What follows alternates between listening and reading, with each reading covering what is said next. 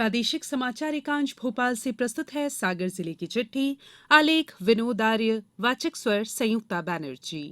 सागर जिले में भी आज से विकास यात्रा शुरू की जा रही है। 25 फरवरी तक चलने वाली इस विकास यात्रा के दौरान केंद्र और राज्य सरकार की जन कल्याणकारी योजनाओं से आमजन को लाभान्वित कराया जाएगा।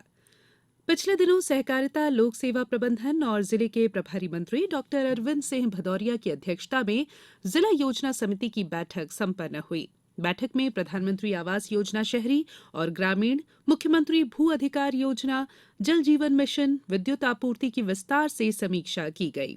उन्होंने अधिकारियों को निर्देश दिए कि जिले में मुख्यमंत्री आवासीय भू अधिकार योजनाओं का लाभ सभी पात्र परिवारों को दिलाना सुनिश्चित किया जाए। प्रधानमंत्री आवास योजना के आवास समय पर और गुणवत्ता के साथ पूरे हों।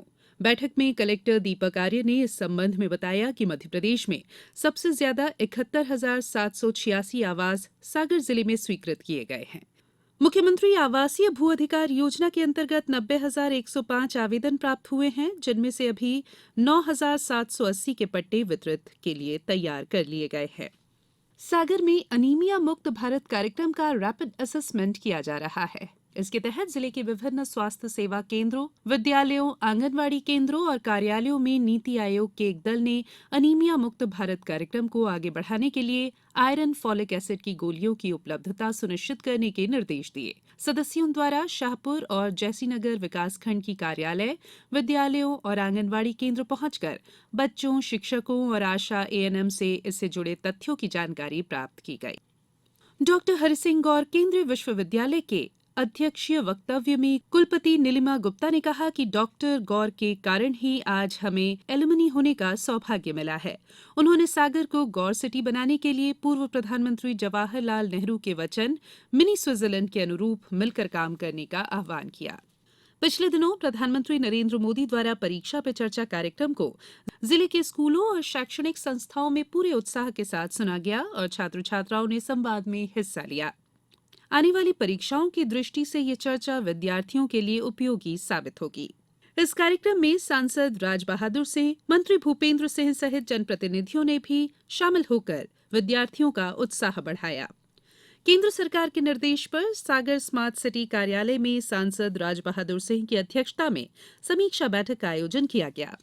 इस दौरान उन्होंने संबंधित अधिकारियों से स्मार्ट सिटी की विभिन्न परियोजनाओं, इंक्यूबेशन सेंटर बिल्डिंग, कामकाजी महिला छात्रावास, महिला सुविधा गृह, स्मार्ट टॉयलेट, सिटी स्टेडियम, खेल परिसर मैदान आदि अन्य जिनमें समय समय पर रखरखाव आवश्यक है, उनके लिए जरूरी मशीनरी के प्रावधान पर जोर दिया। लोक स्वास्थ्य और परिवार कल्याण मंत्री डॉक्टर प्रभुराम चौधरी ने सागर में जिला चिकित्सालय परिसर में 7 करोड़ 50 लाख रुपए की लागत से बनने वाले 100 बिस्तर के अतिरिक्त भवन का भूमि पूजन किया। इस अवसर पर श्री चौधरी ने कहा कि स्वास्थ्य सुविधाओं के क्षेत्र में आत्मनिर्भर बनाने के लिए मध्य प्रदेश लगातार कार्य कर रहा है और इसी कड़ी में प्रदेश के स्वास्थ्य सुविधा विहीन ग्रामों में शीघ्र ही प्राथमिक स्वास्थ्य केंद्र की स्थापना की जाएगी। साथ में भवन भी बनाए जाएंगे। उन्होंने कहा कि जो भवन बनाए जाएंगे उनमें डॉक्टरों को रहने के लिए निवास भी तैयार होंगे। उन्होंने बताया कि सेवानिवृत्त डॉक्टरों के लिए राष्ट्रीय स्वास्थ्य मिशन में प्रत्येक बुधवार को आवेदन किए जाते हैं, जिससे कि जिला चिकित्सालय में डॉक्टरों की कमी पूरी हो सके।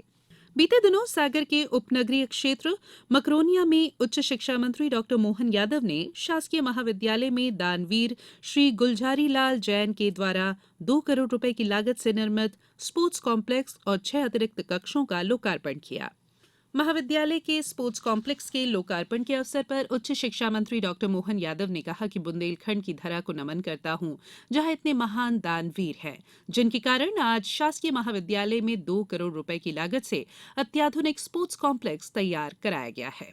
उन्होंने कहा कि मध्य प्रदेश सरकार शीघ्र ही बड़े दानदाताओं को प्रदेश स्तर पर भोपाल में सम्मानित करेगी। जिले की चिट्ठी समाप्त हुई।